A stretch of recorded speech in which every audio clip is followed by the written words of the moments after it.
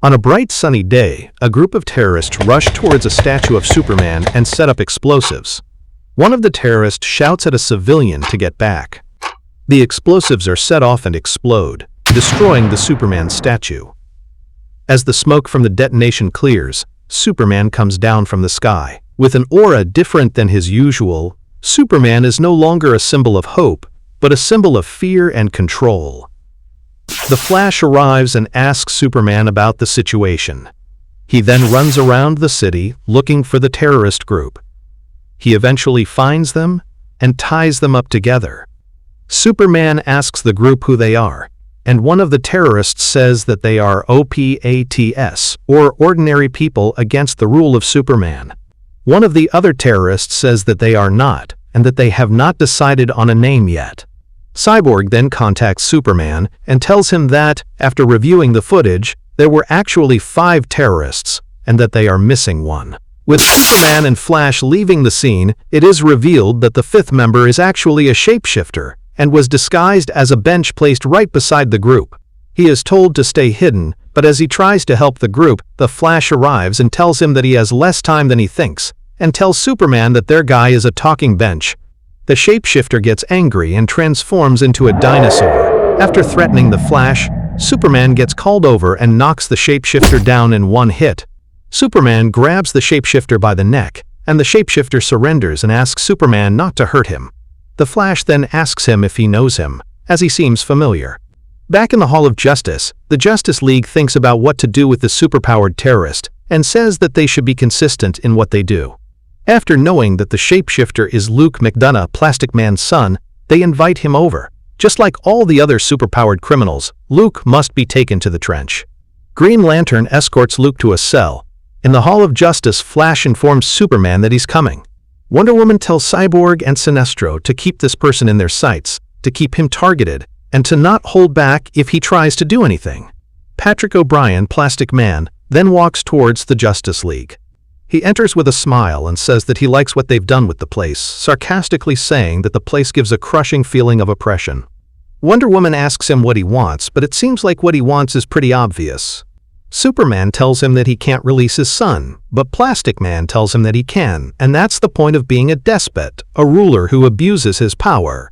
Wonder Woman tells him that Superman isn't a despot, but Plastic Man says that he is literally sitting on a throne, only to be told that it's just a chair.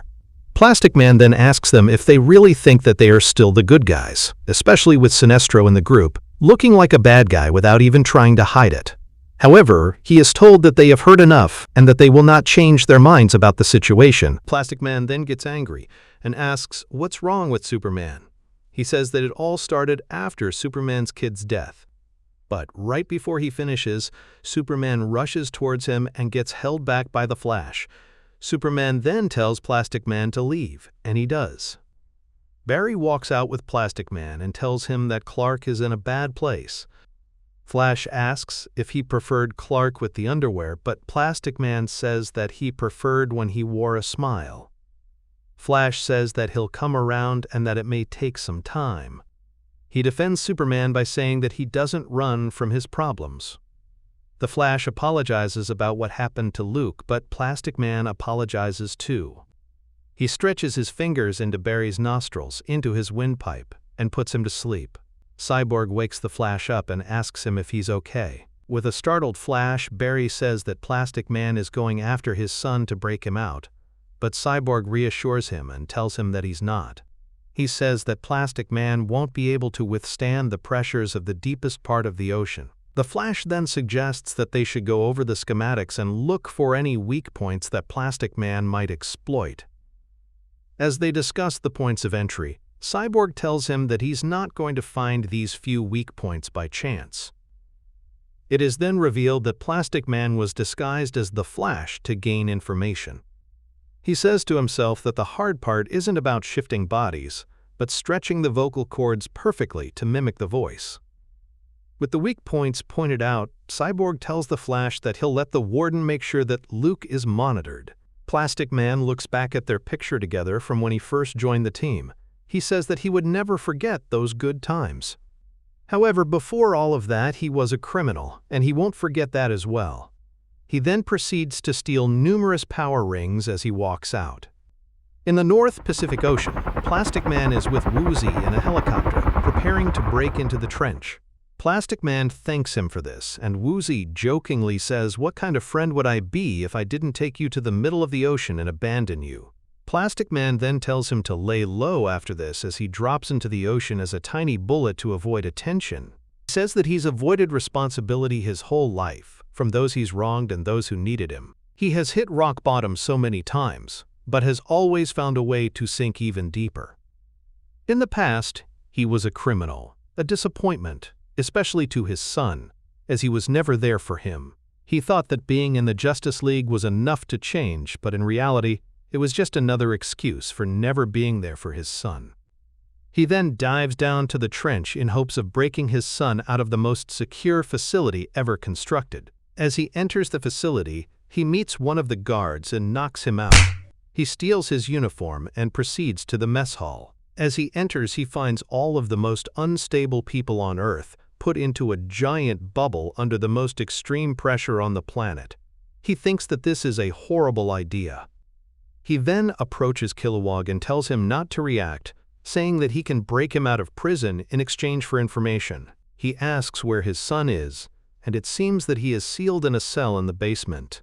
Plastic Man then tells him that he needs one more thing from him to get all attention focused on this room. Kilowog tells him it's easy and approaches Bane, starting a brawl in the canteen. Plastic Man smiles and says that should do it as everyone in the area starts fighting. Plastic Man goes to the basement and gets caught. He is told that the door is sealed and that there is nothing he can do. He is told that the lock is impenetrable and that the guards don't have access to the keys. However, Plastic Man shifts his hand into a key and unlocks the doors, flipping off the camera. As the doors open, a ton of dangerous villains are released alongside Luke. Plastic Man gives Luke a belt before they leave and tells him that it's their way out. However, he tells him that he promised Kilowog that he would take him and his people as well. Cyborg tells Superman that the Warden has hit the alarm in the trench. Superman, Wonder Woman, Green Lantern, and Sinestro then go to the trench to handle the situation. As Plastic Man goes back to the canteen, he tells Kilowog to stop, but gas starts coming out of the vents. Luke then says that it isn't gas, but the Warden, Metamorpho. Plastic Man greets Rex, but Metamorpho tells him that he's glad that he came, as he clearly belongs in prison. Superman then arrives and knocks on the bubble from the outside. Luke begins to lose hope and tells his dad that it was nice of him to visit. He then asks Metamorpho if he should just head back to his cell. Plastic Man calls out to Kilowog, who is handling some guards. Plastic Man then throws all of the power rings he stole earlier and tells him to catch them. The rest of the Lantern Corps gets their power rings, and Sinestro gets angry. Green Lantern yells at him not to do what he's about to do. Sinestro kills Kilowog through the bubble, opening a hole. The Lantern Corps uses their powers to hold the leak, but Plastic Man stops them and covers it himself. Plastic Man tells Luke to turn on the belt, which turns out to be Mirror Master's belt. Plastic Man tells him to stretch out. Luke stretches toward everyone and tells them to grab hold. The dome starts developing more leaks, causing Plastic Man to stretch even further. Luke stretches toward him as everyone escapes the dome. Luke tells his dad to leave, but Plastic Man says that he can't. Luke says that he thinks his dad just wants drama, and that he finds it easier to sacrifice himself than to escape and actually spend time with his son. Plastic Man finds this pretty insightful and leaves with his son. As they escape, Plastic Man gives a speech as a criminal himself. He says that he would appreciate it if they focused their evil on Superman, especially since he helped them break out of prison. Killer Croc agrees, and Plastic Man appreciates it. Plastic Man then asks Luke if he really wanted to try standing up to Superman. Luke proposes a better idea and suggests that they hide until more qualified people bring him down. Don't forget to like this video and subscribe to the channel.